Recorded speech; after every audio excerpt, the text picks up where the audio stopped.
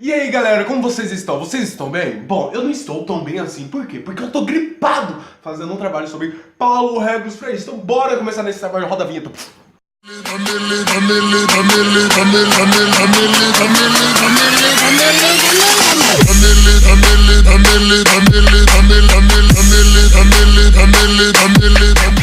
Paulo Freire. Ele foi um educador, pedagogo e filósofo brasileiro e é considerado um dos pensadores mais notáveis da história da pedagogia mundial, tendo influenciado o movimento chamado pedagogia crítica. Agora, uma parte ruim desse vídeo é que há exatamente 20 anos, às 6h53, no dia 2 de maio de 1997, morreria Paulo Freire no Hospital Albert Einstein em São Paulo, e ele morreu aos 75 anos. Freire foi vítima de infarto agudo do miocárdio. O corpo dele foi velado no Tuca, o Teatro PUC de São Paulo, instituição que em 1979 o acolheria como professor quando retornou para o Brasil após 16 anos de exílio, motivado pelo golpe militar de 1964. Freire foi sepultado no Cemitério da Paz, no Morumbi, zona sul de São Paulo. E você tá se perguntando,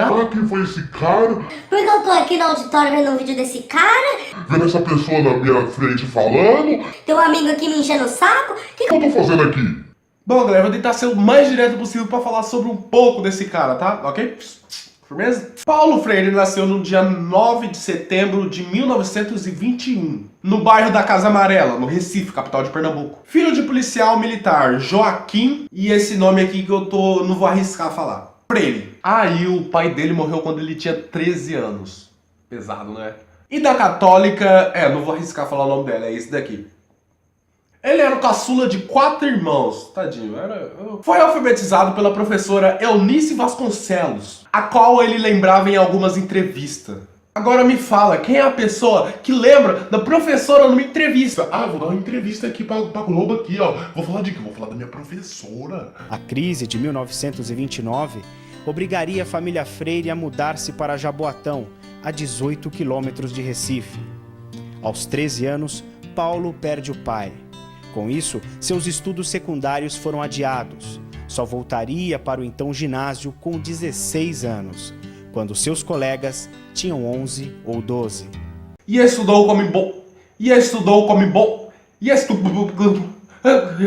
Vou dar o nome de João. E João como bolsista na escola Oswaldo Cruz, onde mais tarde daria aula de língua portuguesa. E em 1941, aos 22 anos, entrou para a Faculdade de Direito no Recife, mas não chegou a exercer a profissão. Nessa época, Paulo Freire já era influenciado por grandes filósofos, tipo Ernesto Carneiro Ribeiro, Rui Barbosa e Karl Marx. 3 anos depois, em 1944, casou-se com a professora primária Elza Maria Costa Oliveira. Com quem ele teve 5 filhos. Eita! Numa união que durou 42 anos até a morte dela em 1986. Elza foi uma das suas principais inspirações em sua trajetória como educador. 2 anos mais tarde, após um período de depressão, casou-se também com a educadora Ana Maria de Araújo Freire, a Anita Freire. Gente, são muitas informações, então eu estou usando uma colinha aqui só para... E em 1959, formou-se em Filosofia e História na Faculdade do Recife, onde mais tarde atuaria como professor e como um dos fundadores do Serviço de Extensão Cultural da universidade. Então ele se formou na universidade e depois trabalhou lá. E em 1961, ele foi nomeado como diretor da Divisão de Cultura da Secretaria Municipal de Educação. Foi um dos fundadores do movimento de cultura popular do Recife. Nesse período, ele elaborou uma nova e evolucionária forma de alfabetizar as pessoas. Uma filosofia de alfabetização, que mais tarde ficaria conhecida como Método de Paulo Freire, que tinha como propósito ensinar mais as pessoas pobres, as pessoas que não eram alfabetizadas, entendeu? O que ele fez? Como que é essa teoria dele? Ele decidiu usar métodos daquele povo rural, entendeu? Aquele povo que não tem muita coisa, entendeu? Eu não vou vou chegar lá e vou ensinar computação pra eles. Eu vou ensinar enxada. Aí o que ele fez? Ele pegou e escreveu enxada na parede, colocou a foto de uma enxada e mandou ele separar as sílabas. Foi isso que aconteceu. E o povo foi aprendendo, porque era uma coisa que convivia com o povo. O povo olhava aquilo lá e já sabia que era uma enxada. Então foi isso que aconteceu. Paulo Freire decidiu usar instrumentos, argumentos do que acontece, da realidade daquelas pessoas que ele estava tentando ensinar, ok? E os povos acharam, nossa, será que isso daí funciona? O que aconteceu? O que aconteceu? Ele foi lá e testou a teoria dele. Como que ele testou a sua teoria? E em 1962, ele reuniu uma galera na cidade de Angicos, do Rio Grande do Norte, onde ele conseguiu alfabetizar 300 trabalhadores em 45 dias. Chupa a sociedade! Esse método deu tão certo que isso rendeu a ele como ministro da educação do governo Jango.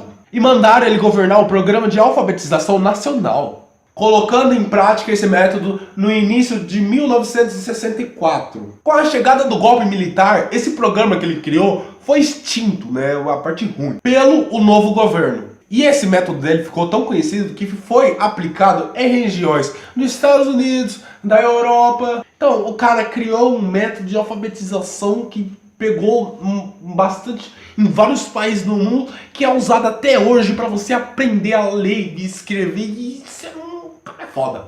Aconteceu umas paradas aí, ele ficou preso por causa do regime militar durante 2 meses. Depois ele foi exilado.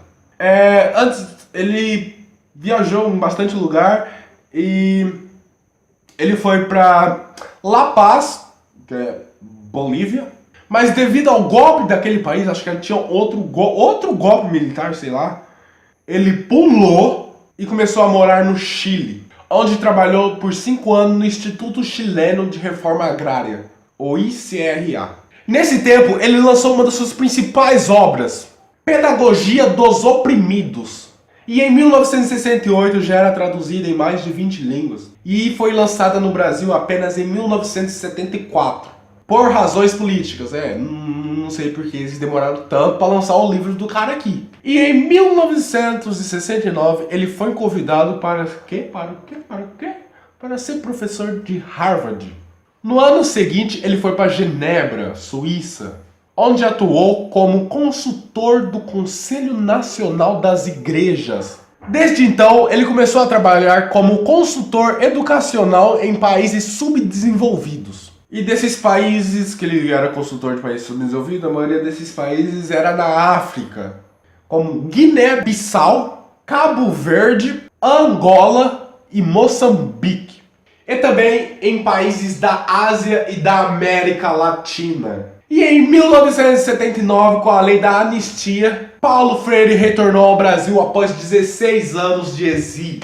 Mas a volta definitiva se deu ao ano seguinte, em 1980, quando foi convidado a lecionar na PUC e na Unicamp. E no mesmo ano filiou-se também ao recém-fundado Partido Trabalhista, o famoso PT. 6 anos depois, em 1986, Freire recebeu o prêmio Educação pela Paz da Unesco. E em 1989, tornou-se secretário da Educação. O educador teve pelo menos 26 centros educacionais ao redor do mundo. Qual o nome dele, né? Claro, Paulo Freire. Eu estudo no Paulo Freire. Quando ele morreu, Paulo Freire escrevia o 3º capítulo do livro Cartas Pedagógicas. Foram quase 40 obras ao longo de sua vida. No dia de sua morte, recebia pela Universidade de Havana o seu 36º título de Doutor Honoris